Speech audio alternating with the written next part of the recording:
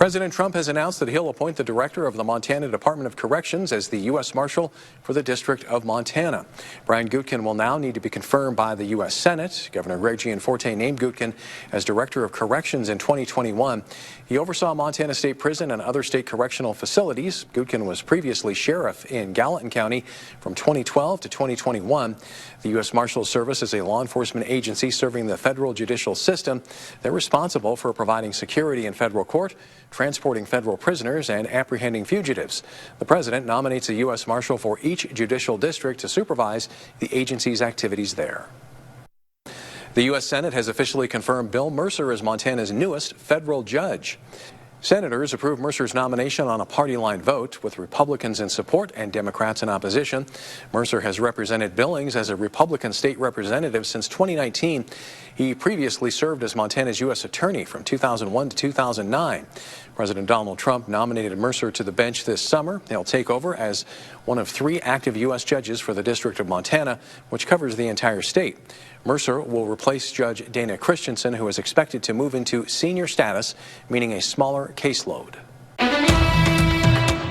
An update tonight on a case we've been following in Cascade County. The owner of Highwood Creek Outfitters has agreed to a plea deal in exchange for a guilty plea on 1 charge. The prosecution would drop 4 other charges. MTN's Anissa Coomer was in federal court for the latest. Here at the federal courthouse in Great Falls, gun shop owner Thomas Van Hoos has reached a plea deal with prosecutors, admitting to 1 count of filing a false tax return. In exchange, 4 other charges were dropped. Investigators say he underreported nearly $1.5 million in income from his business.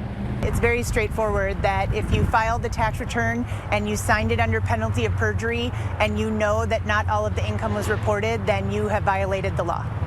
In 2023, Van Hoos owned and operated Highwood Creek Outfitters, a firearms distributor and shooting range in Great Falls, when an IRS undercover agent discovered that he had failed to report approximately 20% of his gross receipts. A search warrant of the business later confirmed the underreported funds, showing Van Hoos did not report roughly $1.4 million in income from 2018 through 2022. A tax loss of nearly $500,000. This is a significant amount of income. And yes, the government is a victim here because this is money that goes towards funding many, many things that we all benefit for.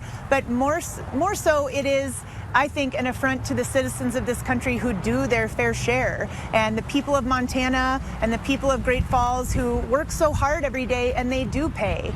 In federal court on Thursday, Van Hoos pled guilty to 1 count of submitting a false tax return, part of a plea agreement in which 4 other counts were dropped.